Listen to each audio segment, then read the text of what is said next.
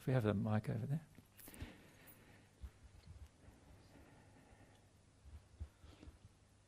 Hello.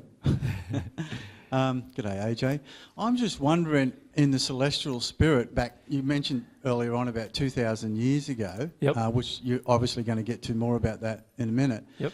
Where do the archangels play a role in that, knowing that these hellish spirits were around there? And 2,000 years have gone by since their domain and establishment on Earth. Yep. How do they fit into it? And are there extraterrestrials from Andromeda? And there's things on the internet talking about you coming here now that like they're actually supporting you, but they come from another constellation in the universe, and they know of this time on the Earth. And I'm wondering how they fit into this picture. No worries. Well, there's two questions there. Thank you. So let's answer the first one. Well, who you call archangels actually are just people who lived on Earth prior to your existence. And when I lived on Earth, they were in the sixth sphere condition. Right? So you've heard of the Archangel Michael, for example, the Archangel Gabriel. They are actually people who lived on Earth prior to my existence, and up until the first century they lived in the sixth sphere condition, and they had a deep connection with God, more so than many others, and God actually used them to transmit truth to the earth when God had the opportunity. So what would happen historically is people from all walks of life on the earth, not just from Judaism walk of life, so not just a Jew, but all walks of life, they were given prophecies via these spirits, if you like, who were in the sixth sphere condition at the time. Once they learned that the divine love was open for them to receive, they were amongst the first spirits in the spirit world to receive that love. And as a result of that, they then progressed into the celestial spirit world. So after I entered the celestial spirit world, they then entered the celestial spirit world as well. So they now are actually, many of them are in a 22nd sphere state, or in the spheres between the 8th and the 22nd sphere state. You call them archangels. That's not what they call themselves. Does that make sense? And in fact, there are many spirits on earth currently trying to misrepresent them. So you notice that almost any medium you go to get some channeling, they say, oh, but I have the Archangel Michael here or the Archangel Gabriel here, and many times it's actually a first sphere, very low conditioned spirit trying to impersonate a celestial spirit. And all you need to do is challenge them, and you'll soon see the anger that comes out of them, and you'll know straight away that's not the Archangel Michael or the Archangel Gabriel. The second question you asked was about what you call like extraterrestrial beings.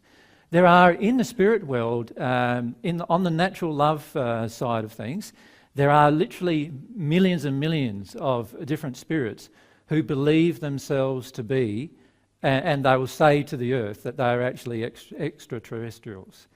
They live in a different dimension. They are not always conscious of the fact that they are in a different dimension, so some are in low conditions.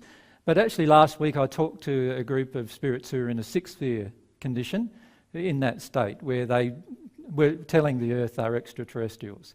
If Mary was here, she'd be able to remind me who they were, but I can't remember. Sorry?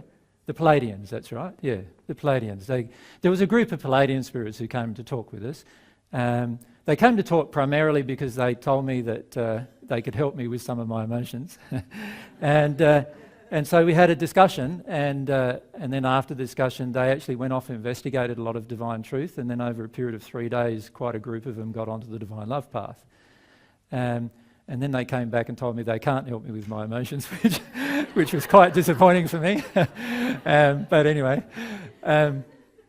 so what actually happens in this state is that there are a lot of spirits in the spirit world who have a lot more of a metaphysical way of describing things, and they see themselves as living on different planets, which they are, and they visit the earth and they give a lot of truth to the earth, again with the same limitations of everybody else, through these filters, right?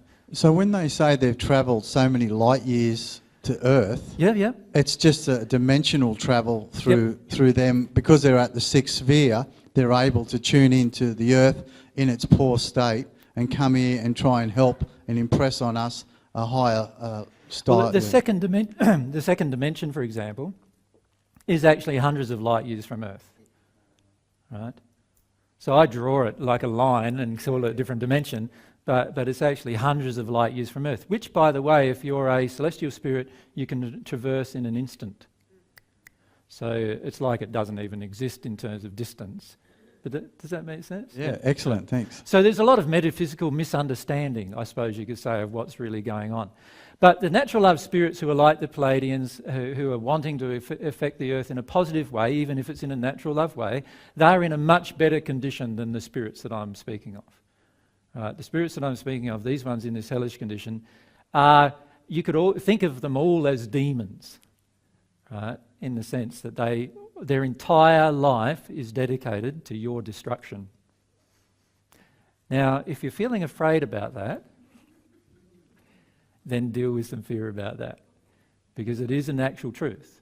But we do need to release our fear about this. Obviously, God is much stronger than any spirit. And in fact, these spirits have very little power unless it's through your unhealed emotion. And this is why your emotional work is so important. We're going to discuss that, how you can actually battle for your own soul.